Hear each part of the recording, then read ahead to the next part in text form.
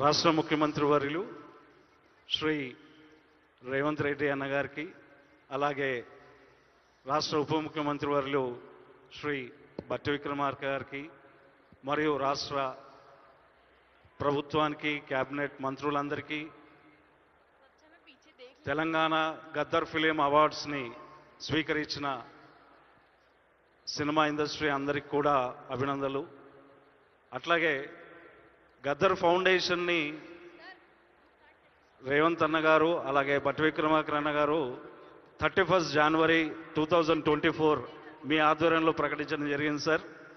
అదేవిధంగా మీరు ప్రామిస్ చేసినట్టే ఈ అవార్డులను కూడా ఈరోజు ఇంత గొప్ప కార్యక్రమంగా నిర్వహిస్తూ ఉన్నారు.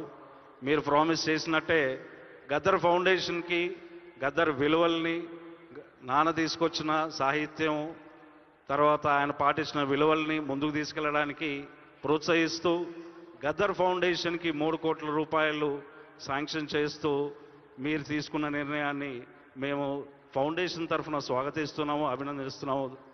అట్లాగే ప్రతి జయంతికి కూడా గద్దర్ ఫౌండేషన్ని పార్టిసిపేట్ చేస్తూ దాని స్టేక్ హోల్డర్గా ఇచ్చారు సార్. దాన్ని కూడా మేము గద్దర్ ఫౌండేషన్ నుంచి కృతజ్ఞతలు తెలియజేసుకుంటున్నాము. మీరు రాష్ట్ర ప్రభుత్వం అన్నగారు, మీరు ప్రతిష్టాత్మకంగా చేపడుతున్న కల్చరల్, మెమోరియల్ మరియు రీసెర్చ్ సెంటర్ని మీరు స్థలం కేటాయిస్తూ నెక్లెస్ రోడ్లో ప్రకటించారు sir.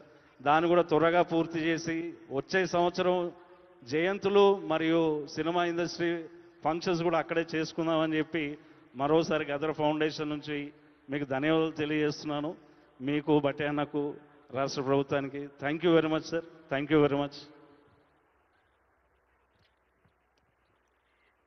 Thank you so much, sir.